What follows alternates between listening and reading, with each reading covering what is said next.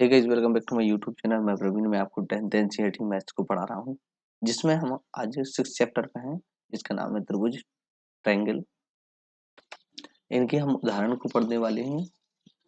Channel पर आप नए हो तो चैनल को सब्सक्राइब करो, ताकि आप लोगों को जो भी क्लासेस हो सभी लाइन टू लाइन मिल सके। ठीक है।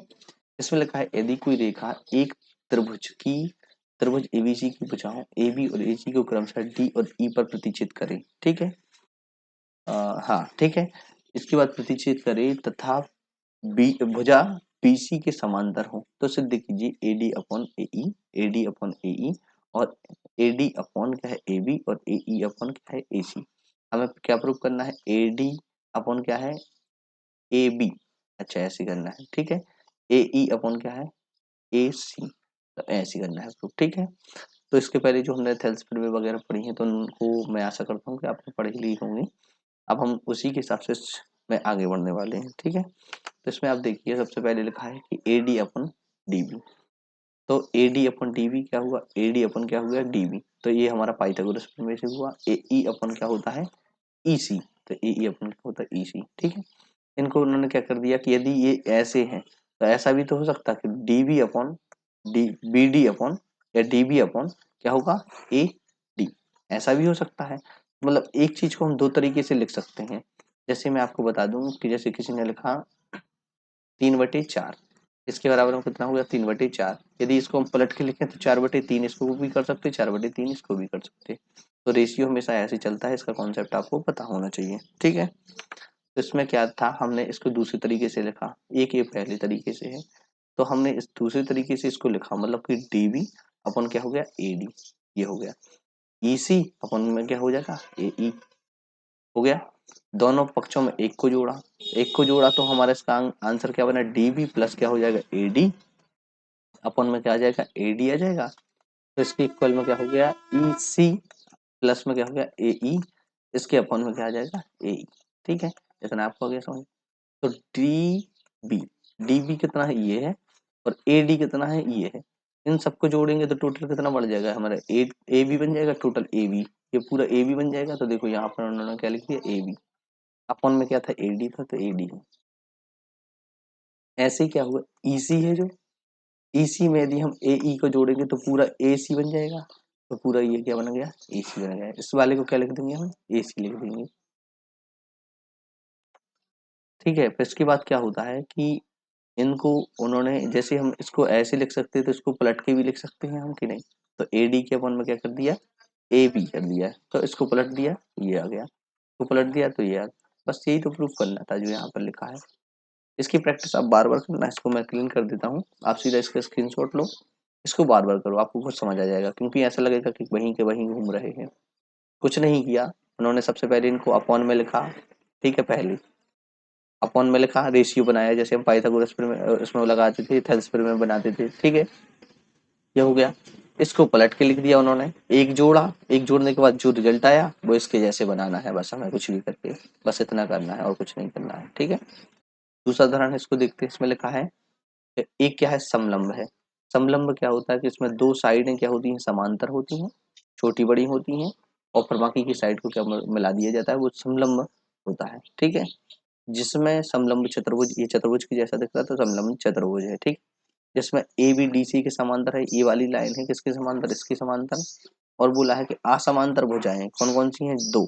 एक ये वाली भुजा है, एक ये वाली भुजा है। तो ये क्या है? दो असमांतर भुजाएं हैं। बिंदु ई और एफ पर बिंदु ई और एफ, ठीक है, इन पर क्या है? स्थित है। दो बिंदु स्थित है। ई एफ ए बी के क्या है? समांतर है। ई एफ जो बना है वो इसके समांतर, ए बी की समांतर, मतलब ये तीनों समांतर है एक दूसरे के। ठीक है। इतना आपको समझ में आ गया। अब इसमें कुछ नहीं है, समांतर है तो दर्शाइए ए ई।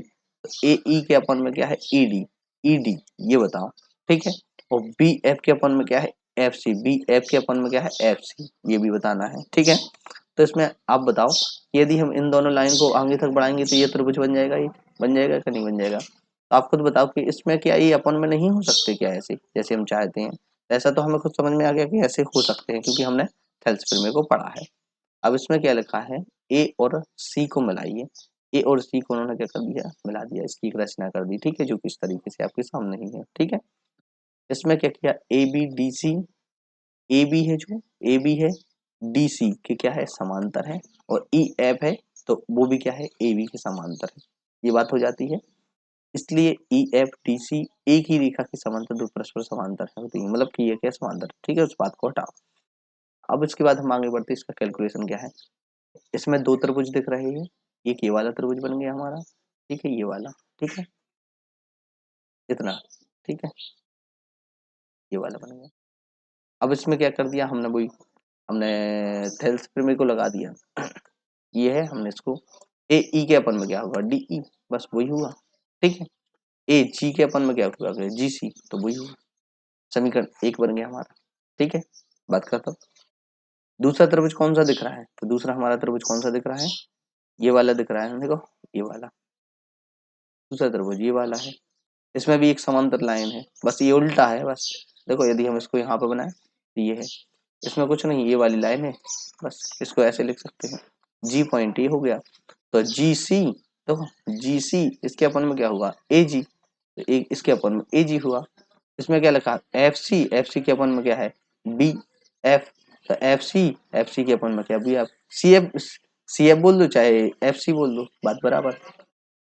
इसको हमने पलट के लिखा, क्योंकि हमें कैसा है, हमें क्या चाहिए, देखो क्वेश्चन से समझ में आता है कि हमें क्या चाहिए, ए ई चाहिए और एफ सी ऊपर चाहिए, मतलब एफ सी ऊपर चाहिए, ठीक है, ऐसा दिमाग में रहना चाहिए। अब देखो यहाँ पर एफ सी ऊपर आ गया, नहीं आ गया, इसको पलट दिया उन्होंने, इसमें से इसको पलट दिया, इन दोनों को पलटा तो ये आ गया, इन दोनों को पलटा तो ये आ गया, ठीक है। तो ये हमारे पास ये बन गया। तो इसमें क्या अब हमें दिखने लगा कि ए जी है, जी सी है, ए जी है, जी सी है, मतलब कि ये दोनों जो दिख रहे हैं आपको, ये दोनों, ये वाला तो ये वाला, ठीक है। पर हम इसको प्रिंट करने, देखो ये वाला और ये वाला, ए जी और जी सी, ये दोनों देखो समीकरण एक और समीकरण क्या है, दो, इन दोनों में हमने क्या कर दिया, इन दोनों को क्या कर दिया, बराबर देख लिया, बस कुछ नहीं है बचा, ये दोनों क्या हो जाएंगे, बराबर हो जाएंगे, यदि ये दोनों बराबर हैं तो, समझे बात को कि नहीं।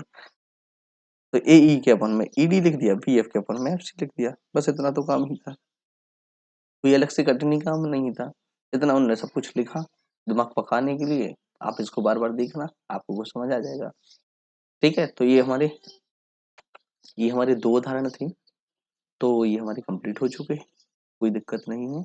इसके आगे अब हम चैप्टर को करेंगे। यदि आपको ये समझ में नहीं आया है तो इसको थोड़ा एक बार और ट्राई करना, ज़्यादा अच्छे से समझ में आ जाएगा, ठीक। Thank you, bye bye.